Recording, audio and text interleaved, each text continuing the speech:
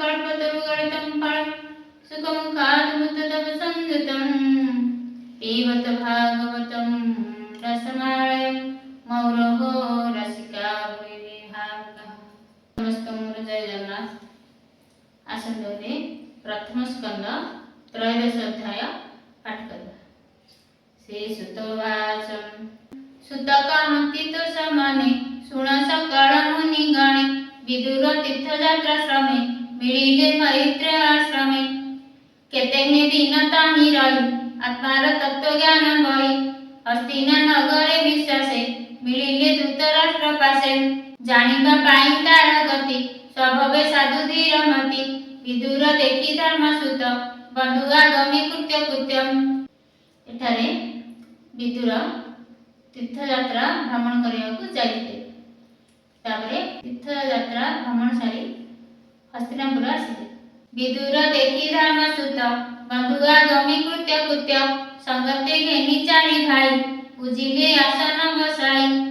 तापरे विदुर आसीबार देखी युधिष्ठिर आउ चारि भ्राता मिसी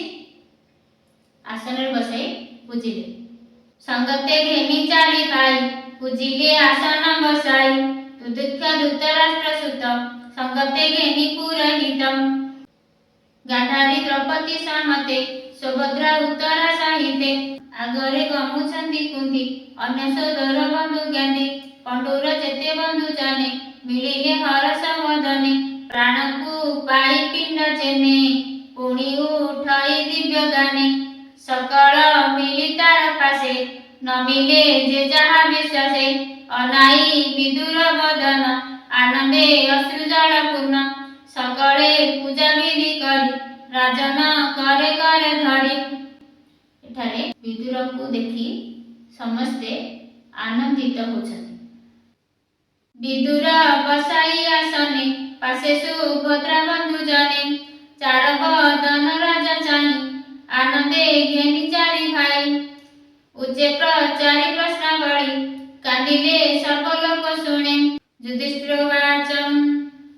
हेतात कहूत अग्रते आम्भकु शरदर चिते स्मरण करि तीर्थभूमि वनगमने बहु श्रमे। एठारे युधिष्ठिर पचारछन्ति ताको तातंग विदुर धृतराष्ट्र पंडु आंके हेले तीन भाई विद्रोह होचंदी पंच पांडवଙ୍କ कका तुम्ब चरणे आश्रय करी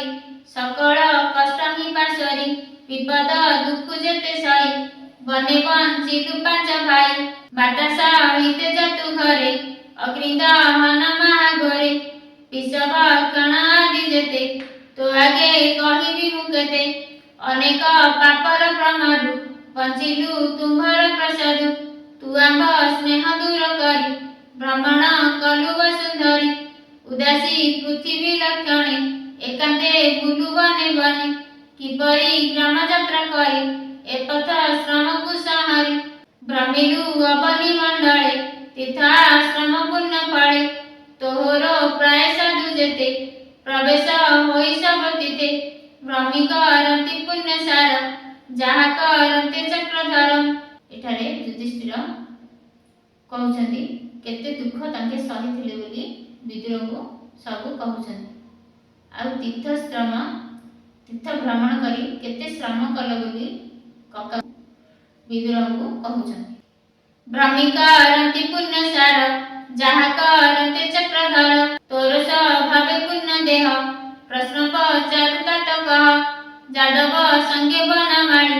सुखे की छंती कुशस्थली ताहार भले भल मोर जे हरि शरण सदर सुखे अछंती की जादवे होता तो पचारु प्रस्तावे। एठारे युधिष्ठिर विदुर को पचारुछन्ति जे जादव वंश आ प्रभु श्रीकृष्ण समस्ते कुशल अछन्ति कि बोली पचारुछन्ति। श्री सुतवाचम एमते राजा वाक्य शुणी विदुर मने मने गुणी श्रुद प्राय भल कला जादव क्षय न कहिला विचारे कहिबु मुजेबे जीवन छाड़िबे पांडवे। किंतु ଏଠାରେ ବିଦୁର କିଛି କହିଲେ ନାହିଁ। କାହିଁକି ନା ଯଦି ସତ୍ୟ କଥା କହିଦେବେ, ଯାଦବ ବଂଶ କ୍ଷୟ କଥା କହିଦେବେ, ତାହେଲେ ପଞ୍ଚୁ ପାଣ୍ଡବ ପ୍ରାଣ ଛାଡ଼ିଦେବେ। ସେଥିପାଇଁ ମୌନ ରହିଲେ। କେମତେ ଦେଖିବି ମୁଁ ତାହା ଏତେ ବିଚାରି କଲା ମାୟା, ନ କହେ ଯଦୁବଂଶ ନାଶ ନିର୍ଘାତେ ଛାଡ଼ିଲା ନିଶ୍ୱାସ। ଉର୍ଦ୍ଧ୍ୱବଦନେ ସେ ବିଦୁର କପଟେ କହଇ ମଧୁର, ସର୍ବକୁଶଳ ତୋ ପ୍ରସାଦେ କୃଷ୍ଣ ଅଛନ୍ତି ଅପ୍ରମାଦେ। ଏଠାରେ ବିଦୁର ମିଥ୍ୟା କହିଲେ। କାହିଁକି ନା ଯଦି ମିଥ୍ୟା କହି 4 ଜଣର ଜୀବନ ବଞ୍ଚାଇ ପାରିବେ ତାହେଲେ ସତ୍ୟରୁ ବଳିଯିବ। ଯଦି କଡ଼ା ସତ୍ୟ କହି କାହାର ପ୍ରାଣ ନେଇଯିବା ଅପେକ୍ଷା ମିଛ କହିବାଟା ଭଲ। ଏମତେ ରାଜା ଆଗେ କହି କେତେ ହେ ଦିନ ପୁରେ ରହି, ନିତ୍ୟ ଆନନ୍ଦେ ଧର୍ମ ରାଜା ବିଦୁର ସ୍ନେହ କରି ପୂଜା। ଏମତି କେତେ ଦିନ ରହି ଶ୍ରଦ୍ଧାର ସହିତ ବିଦୁରଙ୍କୁ ଯୁଧିଷ୍ଠିର ଆଦି 4 ଭାଇ ସ୍ନେହର ସହିତ ପାଳିଲେ। ରାତ୍ର ଦିବସ ତାର ସଙ୍ଗେ ଧର୍ମନନ୍ଦନ ମନ ରଙ୍ଗେ, ଅଶେଷ ତୀର୍ଥଙ୍କ ମହିମା କିବା କହିବା ଗୁଣ ସୀମା। ବିଦୁର ତୀର୍ଥ ଭ୍ରମଣ ସାରି ଆସିଥିଲେ, ସବୁ ବର୍ଣ୍ଣନା କରି କହୁଥିଲେ। ସର୍ବ କହିଲା ତ ସମାନେ ଏବେ ହୋ ଶୁଣ ବିପ୍ରଜନେ, ଆଜନ୍ମ ତହୁ ସାପ ପାଇ ବିଦୁର ଶୂଦ୍ର ଜାତ ହୋଇ, ସତେ ବରଷ ଶୂଦ୍ର ଦେହେ ବଞ୍ଚିଲା ବିଷ୍ଣୁ ମାୟା ହୋଇ। ଏ ଯେ ପାଣ୍ଡବ 5 ଭାଇ ରିପୁ ସଂହାରି ରାଜା ହୋଇ, ପୁତ୍ର ପୌତ୍ର ଜନ ଦେଖି ନିର୍ମଳ ଦୁର୍ଗମ ଉପେକି, ଗୃହ କରଣେ ଚିତ୍ତ ଜଡ଼ି ବିଷ୍ଣୁର ମାୟା ମୋହେ ପଡ଼ି। ରାଜ୍ୟ କରନ୍ତି ଧର୍ମସୂତେ ମିଳିଲା କାଳ ବିପରୀତେ, କେହି ନ ଜାଣେ ଗତି ତାର ସ୍ୱଭାବେ ଅଭକ୍ତ ଈଶ୍ୱର।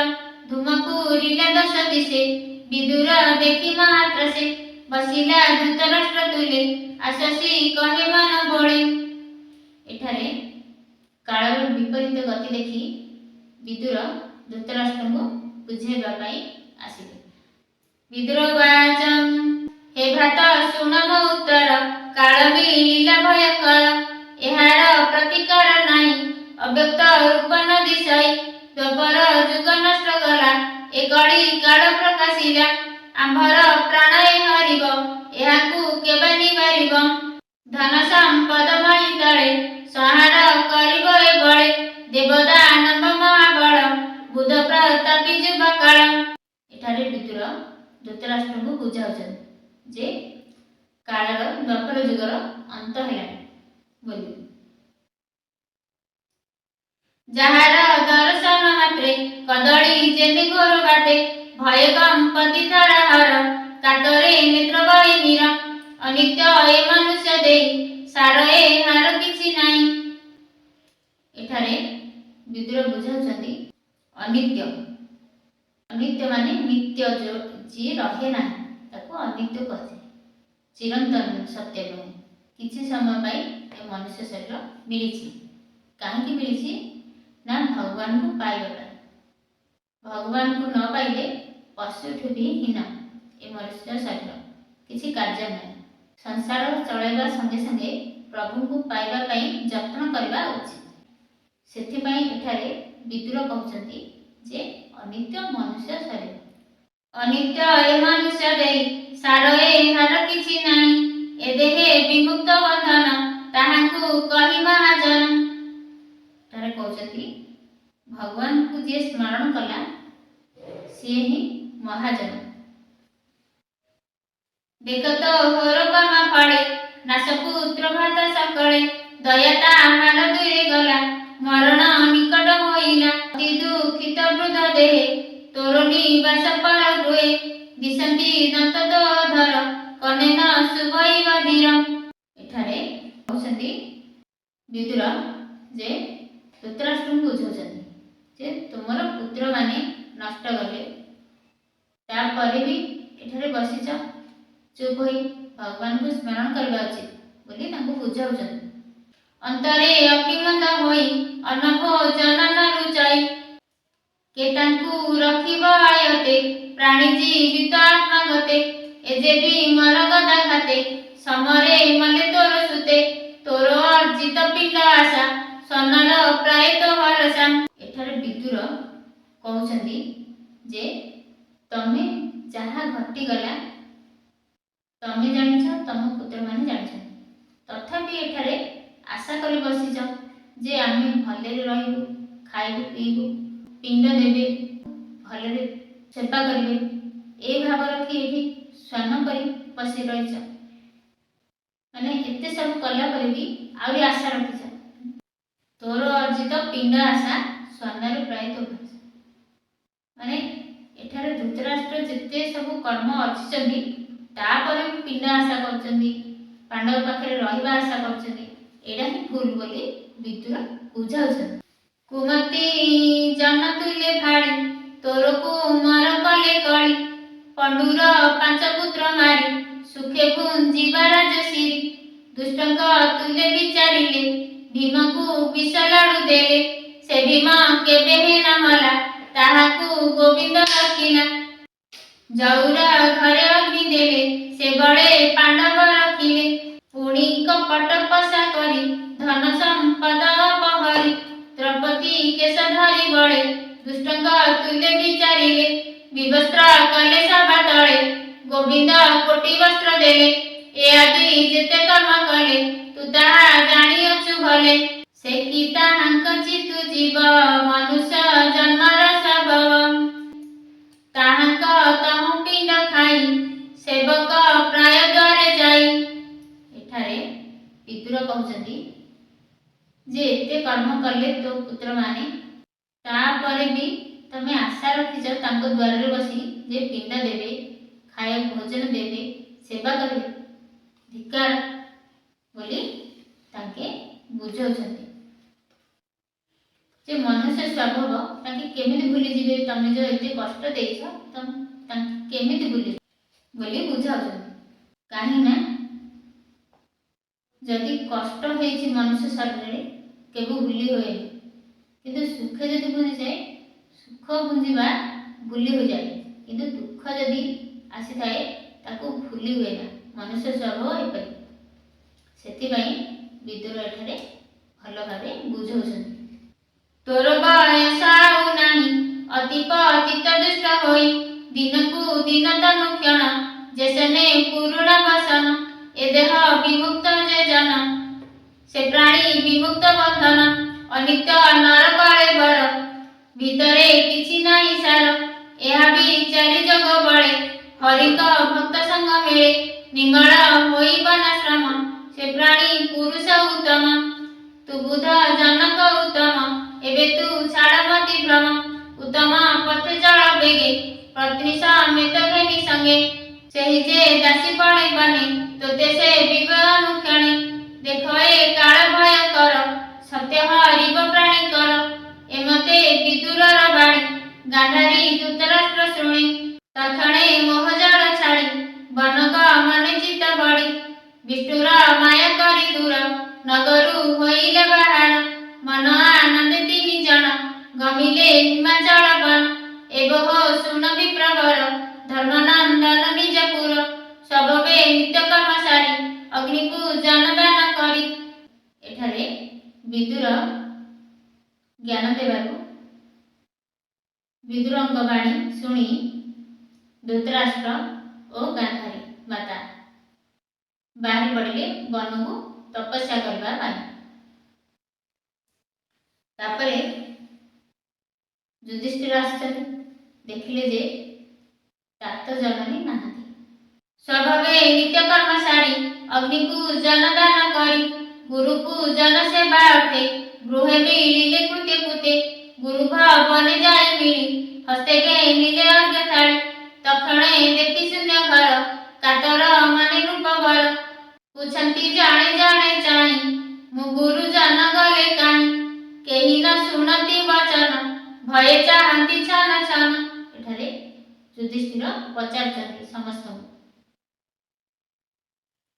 ପୁଣି କହନ୍ତି ଜନେ ଚାହିଁ ତାତ ଜନନୀ ଗଲେ କାହିଁ ବିଦୁର ନାହିଁ ମୋର ପାଶେ ମୋ ତାତ ଜନନୀ ନ ଦିଶେ ଲୋଚନେ ନ ଦିଶଇ ପଥ किए विधाता विपरीत पुत्रक मरणे दुखित के बन देशे के बापथ न पुनः पुत्र शोक बळे प्राण छाड़िले गंगा जळे। एठारे युधिष्ठिर बहुत दुखित होछन जे पुत्र दुखरे दुखी थिले मोर तात जननी कुआडे गले जननी तात काई गले म असह्य कि पाई दुख सागरे निमजिले मोर दुष्कृत कर्म फळे एमत धर्म सुत बाणी सारथी कहे ताहा शुणी श्रीसुत वाचम शुण हे रूप चूड़ामणि तोहर पियर जननी रजनी काले गले काहीं से कथा न जानाई मोहि मोर जीवन दुख भरे बुड़िला दुर्गम सागरे एमते कही मन खेद गगने शुणी बीणा वाद्य पुणी चाहिले अंतरिके नारद मिलिले प्रत्येके तुम्हारा अचिताक संगे बीणा विनोद नाना रंगे नारद हरि गुण गाई पुलक गोमपति देई आनंदे अश्रु जल स्फुरे मिलिले राजार नगरे देखि संभ्रमे रूपमाणी आसन जल बेगे आनी मुनि को आसने बसाई बेनी चरण करे धोई चरण पूजी विधि मते कहती नारद अग्रते। ठारे युधिष्ठिरंग पाखरे पहुंचिले देवर्षि नारद चरण पूजी विधि मते कहती नारद अग्रते तापरे चरण पूजी तापरे पचारिले भो ब्रह्मा सुत सुन तुमे जहा पूछई कहबे से प्रश्न कह तुम भले मो तात मात केणे गले तापरे मो तात मात केणे गले बोली पचारुछन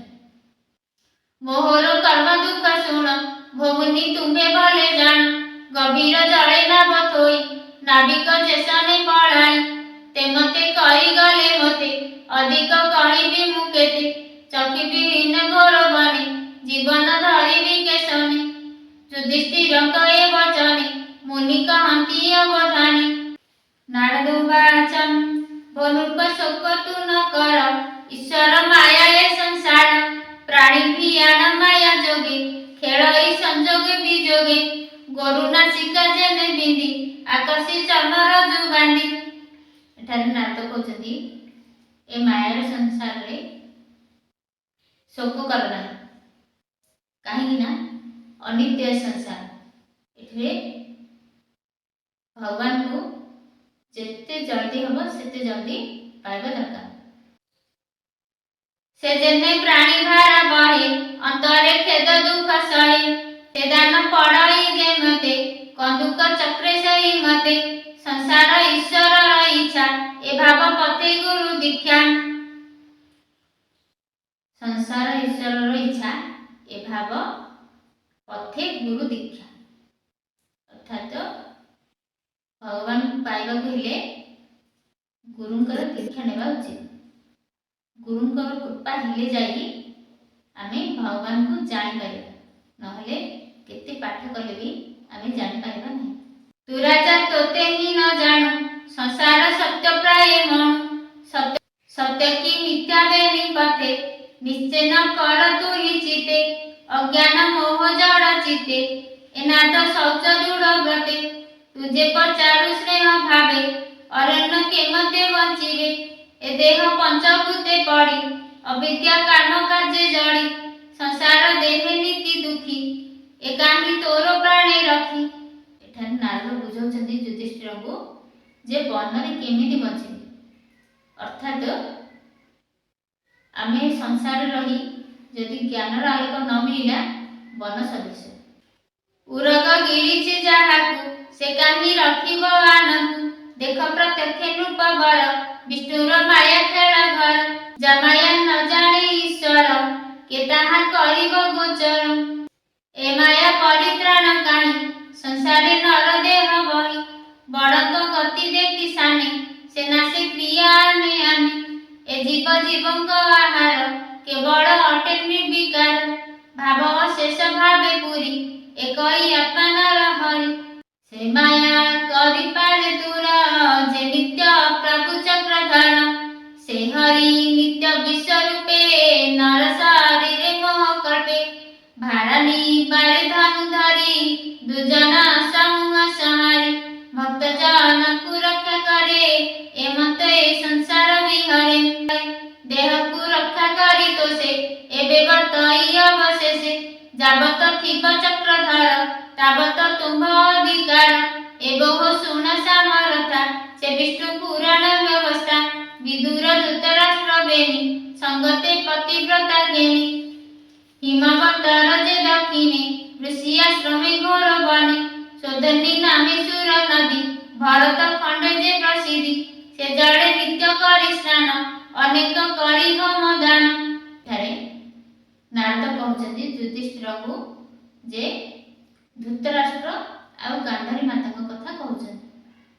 से जड़े स्नान करी होम दान करी कौन करूछन्ति सब कहउछन्ति केवल मात्र जल भकी शरीर जीव आत्मा रखी मात्र जल भकी माने केवल जलाहार करी सेठरे तपस्या करछन्ति बणरे पवने निश्वास धारणे कठोर तप आचरणे दृढ़ आसने बसी धीरे इंद्रिय रुंदीन शरीरे सर्व विषय रस तेजी हरि चरणे भावे भजी मन छड़ाई तिनि गुणे संपादी गोविंद चरणे सर्व रस माने सर्व रस को त्याग करी संसार आसक्ति त्याग करी तीन गुण तीन माने सत्व रज तम तीन गुण ऊर्ध्वरे ऊर्ध्वरे गुणातीत गुणातीत हुए माने गुणरु अतीत माने गुणर ऊपर को जे उठी पड़े ताको गुणातीत कहे तीन गुणरु मन को दूर रखी गुणातीत होई संपादी गोविंद चरण मन को गोविंद चरण रे लगाइले विज्ञान आत्मज्ञान भरी जीव परम एक करी प्रवेश करी अंग धरी निबार जेने घटकारी